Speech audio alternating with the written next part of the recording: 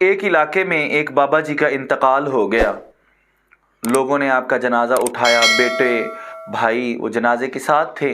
اب جنازہ لے کر جا رہے تھے کہ راستے میں ایک بندہ آ گیا۔ اس نے اس چارپائی کا ایک پایا پکڑ لیا اور کہا میں یہ جنازہ نہیں جانے دوں گا، میں اس بندے کو دفن نہیں کرنے دوں گا۔ لوگوں نے پوچھا بھائی کیوں نہیں دفن کرنے دو گے؟ اس نے کہا اس بندے نے میرا 15 لاکھ روپیہ دینا ہے۔ بڑا پریشانی کا معاملہ بن گیا۔ اب جو جتنے بھی لوگ تھے انہوں نے ان کے بیٹوں سے کہا بھائی اس کے پیسے دو۔ اس کے بیٹوں نے کہا ہم کیوں پیسے دیں، ہمیں تو بتایا ہی نہیں ہے، ہمارے پاس کچھ چھوڑا ہی نہیں ہے، ہم کہاں سے پیسے دیں؟ لوگوں نے اس کے بھائیوں سے کہا بھائی تم پیسے دے دو۔ بھائیوں نے بھی اسی طرح کا جواب دیا کہ ہم کہاں سے پیسے دیں۔ بڑا پریشانی کا معاملہ بن گیا۔ اب جنازہ جانے نہیں دے رہا وہ بندہ۔ اڑتی اڑتی بات یہ گھر کی عورتوں میں چلی گئی۔ گھر میں اس بابا جی کی ایک اکلوتی بیٹی تھی۔ جب اس نے یہ بات سنی اس کی روح تڑپ گئی، وہ تڑپ گئی خود۔ اس نے اپنا زیور اور کچھ پیسے تھے وہ فوراً بھیجے اور بھیج کر کہا کہ بابا جی خدا کا واسطہ ہے میرے ابا کا جنازہ جانے دو، جتنے بھی میں نے سامان بھیجا ہے، میرا کچھ زیور ہے اور یہ کچھ پیسے ہیں، یہ آپ رکھ لیں، میں وعدہ کرتی ہوں مرنے سے پہلے میں آپ کا جتنا بھی قرض میرے ابا نے دینا ہے میں چکا کے جاؤں گی، لیکن خدا را اللہ کا واسطہ ہے میرے باپ کا جنازہ جانے دو۔ اس نوجوان نے، اس بندے نے جب یہ ماجرا دیکھا تو وہ لوگوں سے مخاطب ہو کر کہا کہ اصل میں نے اس بندے سے پیسے لینے نہیں تھے، میں نے اس کو 15 لاکھ روپے دینا تھا اور میں پریشان تھا، اس لیے پریشان تھا کہ میں نے اس کے وارثوں کو دیکھا نہیں تھا، تو اس لیے یہ میں نے کھیل کھیلا، لیکن آج یہاں پر آ کر میں نے دیکھا اس کا کوئی اور وارث نہیں ہے، نہ اس کے بھائی اس کے وارث تھے، نہ اس کے بیٹے اس کے وارث ہیں۔ آج مجھے پتہ چل گیا ہے کہ اس کی وارث اس کی اکلوتی بیٹی ہے، میں نے اس کو یہ پیسے دینے تھے۔ ہماری بیٹیاں ہم سے کتنا پیار کرتی ہیں۔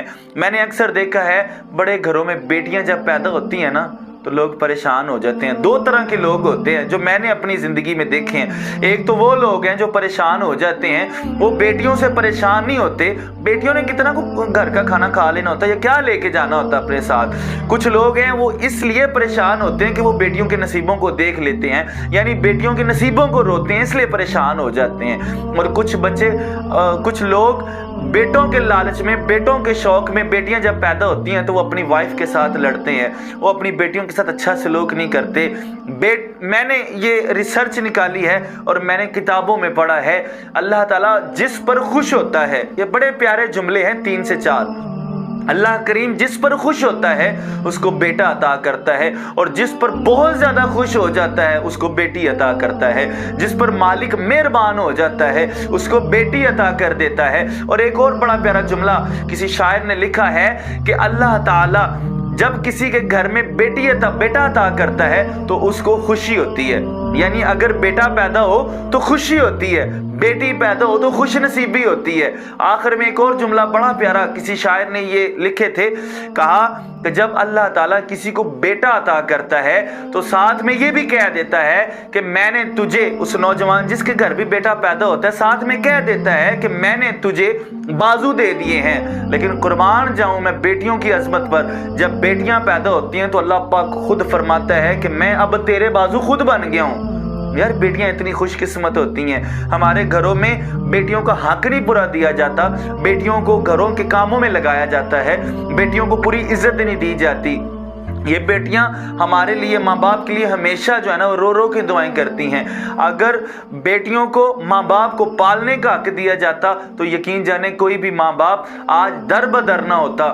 یہ فیس بک میں بھی ایک بڑا پیارا کسی نے کمنٹ کیا تھا کہ اگر بیٹیوں کے پاس یہ حق ہوتا اپنے ماں باپ کو سنبھالنے کا تو کوئی بھی ماں باپ در بدر نہ ہوتے۔ وہاں پر ایک کسی نے جملہ بڑا ہی پیارا کہا تھا، کاش وہ بیٹیاں اپنے سسر اور اپنی ساس کو اپنا ماں باپ سمجھ لیں تو شاید کوئی دنیا میں اولڈ ہاؤس نہ ہوتا۔